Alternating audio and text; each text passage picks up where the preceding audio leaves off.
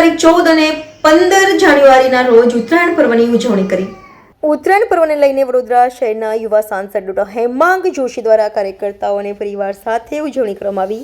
સાથે અકોટાના ધારાસભ્ય ચૈતન્ય દેસાઈ કાર્યકર્તાઓ અને પરિવાર સાથે ઉત્તરાયણ પર્વ મનાવ્યો હતો।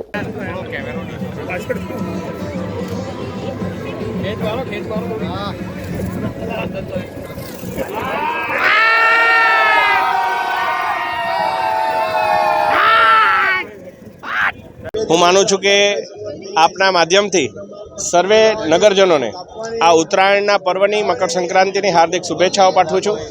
સાથે આજે દેશના અમુક ભાગોમાં લોહડી તથા પોંગલનો પણ તહેવાર ઉજવાઈ રહ્યો છે, ત્યારે આપના માધ્યમથી તેઓને પણ આ તહેવારની હાર્દિક શુભેચ્છાઓ પાઠવું છું।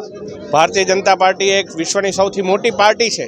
આ પાર્ટી એક પરિવાર છે અને પરિવાર સૌ સાથે મળીને જ્યારે તમામ તહેવારો ઉજવતા હોય ત્યારે અકોટા વિધાનસભાના વોર્ડ નંબર 13ના અમારા પૂર્વ પ્રમુખ આદરણીય નલિનભાઈના નિવાસસ્થાને અકોટા વિસ્તારના આપણા ધારાસભ્ય ચૈતન્યભાઈ અને અમે સૌ સાથે મળી અને આજે ઉત્તરાયણનો પર્વ ઉજવવાના છે। આજે મકર સંક્રાંતિનો આપણે પર્વ ઉજવી રહ્યા છીએ, ત્યારે સ્પષ્ટ રીતે મકર એટલે સૂર્ય એ ઉતરી રહ્યો છે બીજી રાશિમાં, એટલે એનું જે બદલાવ છે યુઝ્યુઅલી મકર સંક્રાંતિના દિવસે થતો હોય છે।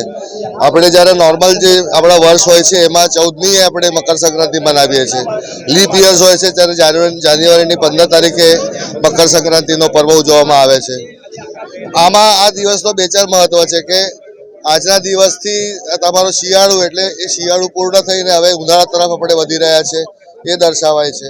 સાથે આપણે જે રાત આપણી જે લાંબી થતી ગઈ, હમણાં સુધી રાત લાંબી થઈ અને દિવસ ટૂંકા હતા, હવે દિવસ ધીરે ધીરે લાંબા થશે અને રાત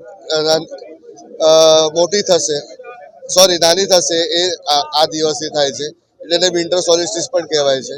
એટલે આપણે સૂર્ય ભગવાનને રીઝવવા માટે આપણે મકર સંક્રાંતિ પતંગ ચગાવીને એમને રીઝવવાનો પ્રયત્ન કરીએ છીએ। હમણાં પૂર્વ પ્રમુખ છે અમારા નલિન પોથીવાલા, એમના ઘરે અહીંયા વોર્ડ નંબર 13માં આવેલા છે।